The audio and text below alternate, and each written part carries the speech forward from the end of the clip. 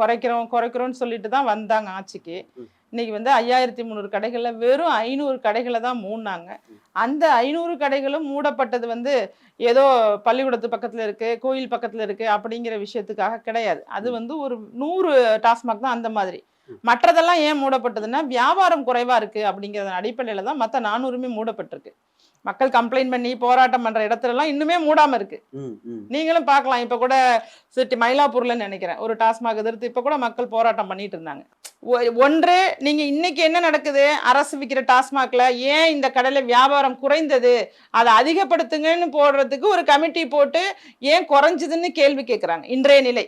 நான் என்ன சொல்றேன், ஒரு இடத்துல குறையுது அப்படின்னு சொன்னா அது அந்த குறையிற இடத்துக்கு நீங்க ஒரு அவார்டை கொடுக்கணும்.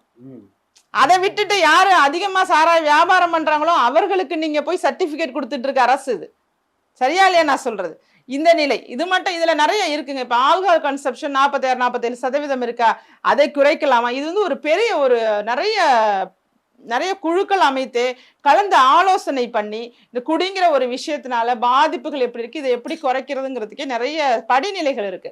எடுத்த உடனே மதுவிலக்குங்கிறது சாத்தியப்படாதுங்கிறது எனக்கு தெரியும். ஒரு அரசியலுக்காகவோ வாய் வார்த்தைக்காகவோ எல்லாம் நான் பேசுற ஆள் கிடையாது.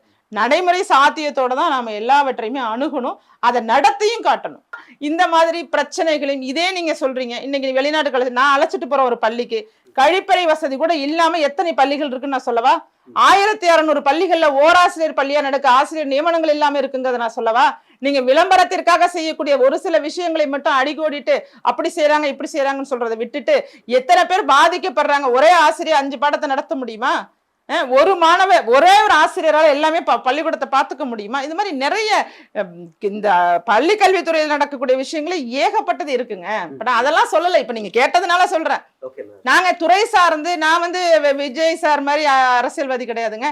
அணுவாக நுணுக்கமாக ஒவ்வொரு துறை சார்ந்தும் மக்கள் நலன் சார்ந்து அன்றாடம் அப்டேட்டடா இருக்கக்கூடிய அரசியல்வாதி.